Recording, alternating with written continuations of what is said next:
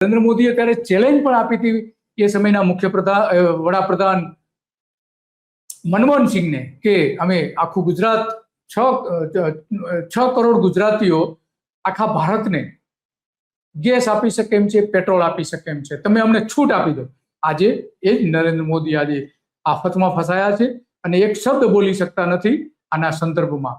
અને એટલા માટે આપણે વાત કરવી છે આજે કે આ જે જીએસપીસી નું જે કૌભાંડ હતું એ ખરેખર શું હતું અને કઈ રીતે થયું હતું એની વાત કરવી છે. કારણ કે મોટા મોટા ગુબારાઓ ફેલાવવામાં આવ્યા હતા. જે ગોદાવરી આપણે જોઈ શકીએ છીએ, ગોદાવરી તેલકુવામાંથી 20 TCF ગેસ અને તેલ મળી આવ્યું હોવાની નરેન્દ્ર મોદીએ જાહેરાત કરી હતી. મોટા મોટા ગુબ્બારાઓ ફેંકવામાં આવ્યા હતા. એ 20 ટ્રિલિયન જથ્થો જે મળ્યો હોવાની અફવા ફેલાવી હતી. કોઈ વાસ્તવિકતા નથી. આજે ત્યાંથી એક ટીપું તેલ નીકળતું નથી અને આખું ભારત અત્યારે કટોકટી તરફ ધકેલાઈ રહ્યું છે, ઓઇલની કટોકટી તરફ. મોરબીમાં તો ગેસના ઉદ્યોગો બંધ પણ થઈ રહ્યા છે. તો આ 600,000 અબજ લીટર તેલ 600,000 અબજ લીટર તેલ ગુજરાતે મેળવ્યું હોવાની નરેન્દ્ર મોદીએ જાહેરાત કરી હતી અને આ ખોટી જાહેરાત આજે સાબિત થઈ છે.